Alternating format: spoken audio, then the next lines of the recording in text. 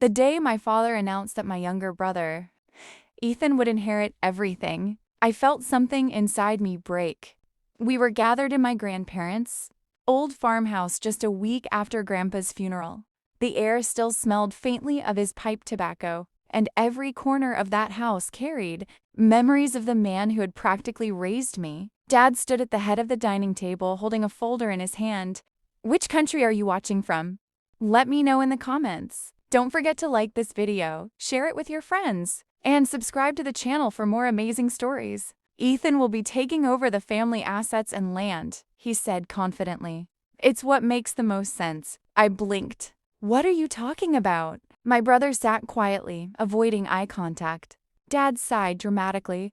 You have your own life, Claire. Ethan is the future of this family. The words hit me like a slap. For years, Grandpa had told everyone I was the one who spent the most time helping him. I drove him to doctor's appointments. I managed his paperwork when his eyesight got worse. I was there when nobody else bothered to show up, including Ethan. Yet somehow, I was being erased. What about Grandpa's estate? I asked. Dad's expression hardened. You're not included. The room went silent. I honestly thought I had heard him wrong. What do you mean I'm not included?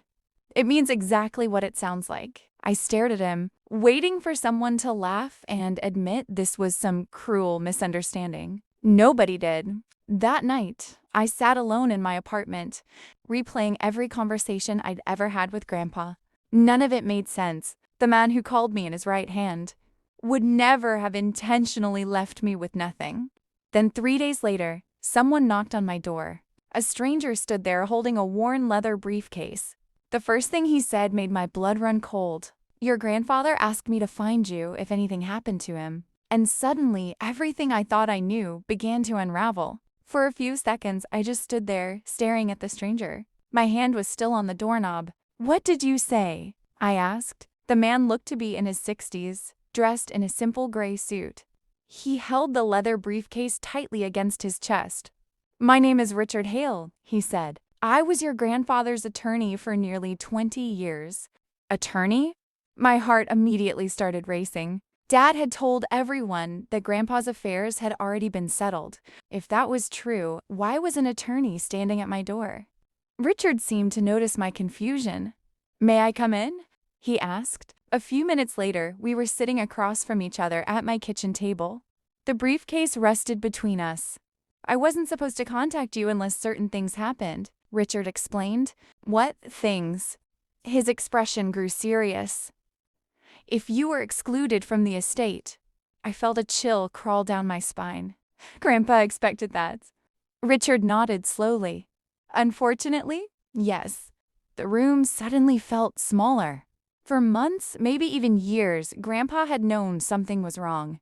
My stomach twisted. What exactly did he tell you? Without answering immediately, Richard opened the briefcase and carefully removed a sealed envelope. The moment I saw Grandpa's handwriting on the front, tears filled my eyes. It simply read, For a Claire. Only if the truth is hidden from her. My hands trembled as I opened it. Inside was a letter. The first sentence nearly knocked the air out of my lungs. Claire, if you're reading this, someone has ignored my final wishes. I couldn't breathe. My eyes rushed across the page. Grandpa explained that he had spent years documenting every detail of his estate plans. He intended for his assets to be divided fairly, but there was more. Far more. Near the end of the letter, he wrote something that made my pulse pound in my ears. There is information about this family that your father never wanted revealed. I looked up at Richard. What does that mean? Richard took a deep breath. I was hoping you wouldn't have to find out this way. My chest tightened. Find out what? He reached back into the briefcase and removed a thick folder. Inside were copies of legal documents, financial records, and handwritten notes from Grandpa. One document immediately caught my attention. It listed several properties I had never heard of. Another showed money being transferred out of Grandpa's accounts years before his death. Large amounts. Repeatedly. I stared at the numbers. Who took this money? Richard's face darkened. The evidence points to your father. The words hit me like a freight train. I shook my head. No, that's impossible. But even as I said it, memories started flooding back. The expensive truck Dad suddenly bought, the vacations, the investments he always bragged about, things that never seemed to match his income. Richard slid one final document across the table. When I read the name printed at the top, my entire world stopped. Because the document revealed a secret Grandpa had protected for over 30 years, and it changed everything I thought I knew about my family. My hands were shaking so badly that I almost dropped the document. I read the name again, then again, and again. There was no way I was seeing it correctly. "What is this?" I whispered. Richard leaned back in his chair and let out a long breath. "It's the truth your grandfather protected for decades." I looked down at the document. According to the records, the person legally connected to Grandpa's largest property holdings wasn't my father. It was me. My eyes widened. "What?" Richard nodded. 32 years ago, your grandfather established a trust. Most of the family assets were eventually transferred into it. I stared at him. "Why would he do that?" "Because he didn't trust your father." The words landed like a bomb. For a moment, I couldn't speak. Growing up, Dad always acted like he was the natural successor to everything Grandpa built. He constantly talked about legacy, responsibility, and family honor. Now I was learning that Grandpa had secretly spent decades protecting his estate from him. "Grandpa knew?" I asked. Richard gave a grim nod. "He knew more than you realize." He opened another folder and pushed several documents toward me: bank statements, property records, signed authorizations. As I examined them, a horrifying pattern appeared. Over nearly 15 years, money had quietly disappeared from Grandpa's accounts. Not once, not twice, dozens of times. Every transfer led back to companies controlled by my father. My stomach twisted. I suddenly remembered overhearing arguments between Dad and Grandpa when I was younger. At the time, I thought they were normal family disagreements. Now they made terrifying sense. "He stole from him," I said quietly. Richard's silence answered the question. The room felt cold. My own father had spent years draining money from the man who trusted him. Then after Grandpa died, he crowned Ethan as heir and erased me completely. The betrayal felt impossible to measure. But Richard wasn't finished. "There is something else." I looked up. "What now?" He slid a small envelope across the table. Inside was a flash drive. "Your grandfather recorded several video messages." I immediately plugged it into my laptop. The screen flickered. Then Grandpa appeared. The video was recorded only months before his death. Seeing his face nearly broke me. His smile was weaker than I remembered, but his eyes were exactly the same. "Hello, Claire." Tears filled my eyes instantly.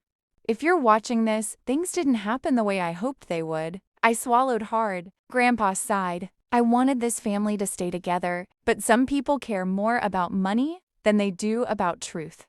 His expression grew serious. "If your father has convinced everyone that you deserve nothing, then he's gone further than I feared." My chest tightened. The video continued. For nearly 20 minutes, Grandpa explained everything. The missing funds, the hidden trust, the documents Richard carried, every safeguard he had created. Then came the part that stunned me most. "Claire," Grandpa said softly, "you were always the one I trusted." I broke down crying. For years, I had wondered whether I mattered to him as much as everyone claimed. Now I had my answer. "I watched how you cared for people," he continued. "You never helped because you expected something in return. That's why I protected your future." The screen went silent for a moment. Then Grandpa looked directly into the camera. "If this video exists, you're about to face difficult days. Your father will fight. Others may turn against you." A knot formed in my stomach, because I knew he was right. The moment this truth came out, my family would explode. Grandpa seemed to know exactly what I was thinking. "Don't be afraid of the truth, Claire." I wiped tears from my face. Then he delivered the words that changed everything. "There is enough evidence to recover what was taken." I froze. "Recover?" Richard nodded slowly. The trust attorneys have already reviewed everything. My pulse accelerated. What does that mean? It means your father may be legally responsible for millions. I couldn't believe what I was hearing. For years, Dad had acted untouchable. Now the evidence threatened everything he had built. Choose. Every lie, every stolen dollar, every manipulation, all of it could finally be exposed. But before I could process any of it, my phone suddenly rang. The caller ID showed Ethan, my brother. I hesitated before answering. The second I picked up, I heard panic in his voice. "Claire," he said. Something was wrong. Very wrong. "What happened?" I asked. There was a long pause. Then Ethan said the last thing I ever expected to hear. "Dad knows about the documents." My heart stopped. And he's already trying to destroy the evidence. At that moment, I realized this wasn't just a family dispute anymore. It was a war, and for the first time in my life, I finally had the truth on my side. The moment Ethan told me Dad was trying to destroy evidence, every ounce of fear inside me turned into determination. For years, I had been the daughter who stayed quiet, the daughter who kept the peace, the daughter who accepted being overlooked. That version of me died the day Grandpa's truth came to light. "What's Dad doing?" I asked. Ethan sounded shaken. "I don't know everything, but he's been making calls all day. He's furious. He found out Richard contacted you." I exchanged a glance with Richard. Neither of us was surprised. Dad had spent years controlling the narrative. Now he was losing control. And people like my father didn't handle that well. The next few weeks became a whirlwind of attorneys, legal filings, and investigations.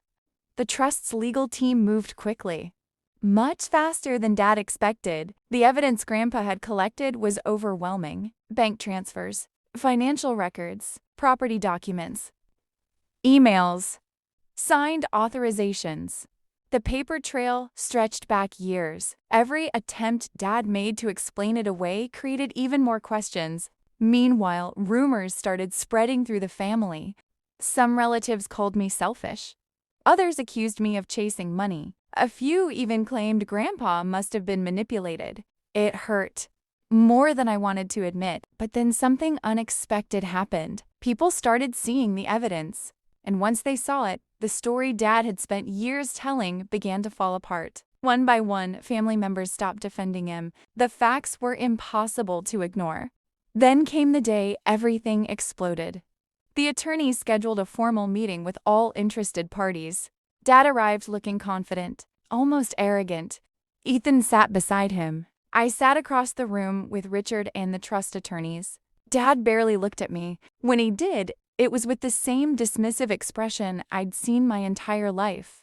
As if I didn't matter.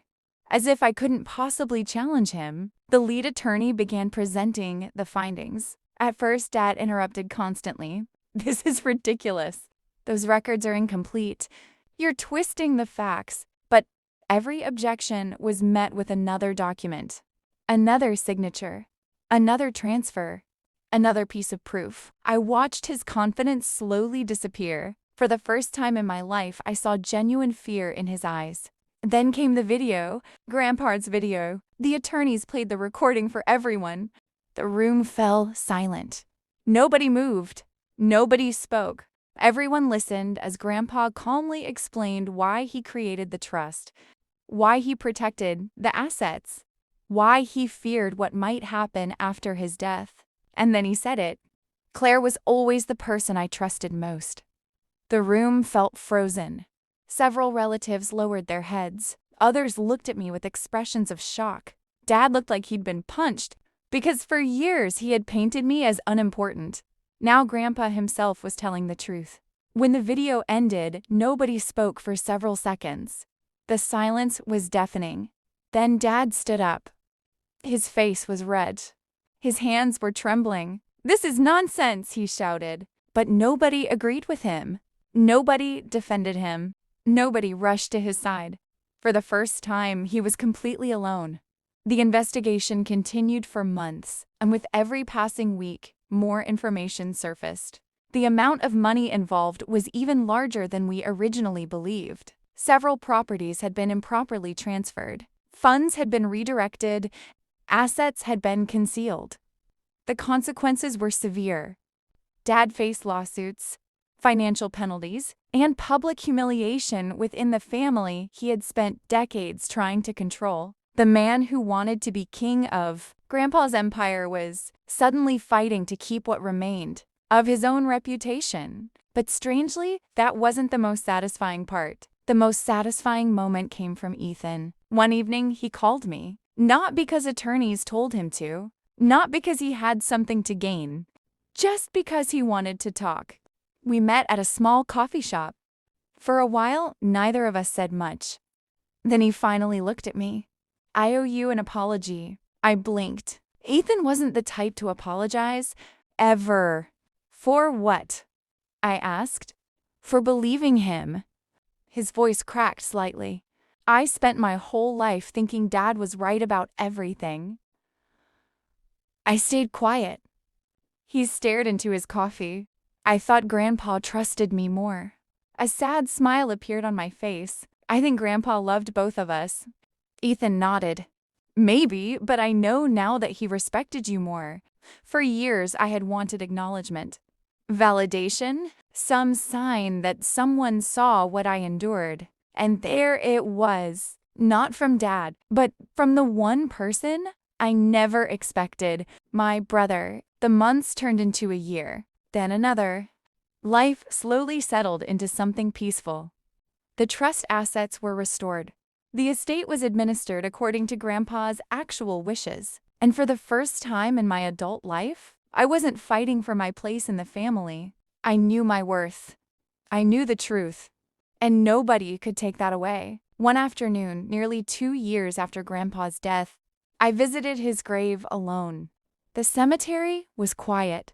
A gentle breeze moved through the trees. I placed fresh flowers beside his headstone and sat down.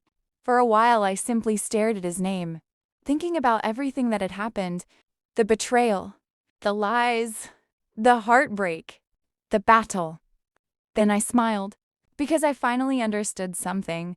Grandpa's greatest gift wasn't the estate. It wasn't the trust. It wasn't the money. It was the truth. He gave me proof that I wasn't who my father claimed I was. I wasn't weak. I wasn't unimportant. I wasn't disposable. I was the person Grandpa believed in. And in the end, that mattered more than any inheritance ever could. As I stood to leave, my phone buzzed. It was a message from Richard. The subject line made me laugh. Final trust matter resolved. After everything, it was finally over. Completely. I looked up at the sky and whispered, "We did it, Grandpa." For a moment, the years of pain felt lighter. The anger was gone. The bitterness was gone. Only peace remained. My father got exactly what his choices earned him. My brother found the courage to face the truth. And I found something I had been searching for my entire life. Not revenge, not money, not victory, justice. And that was far more satisfying. The stranger who knocked on my door had changed everything. But the truth he carried had done something even greater.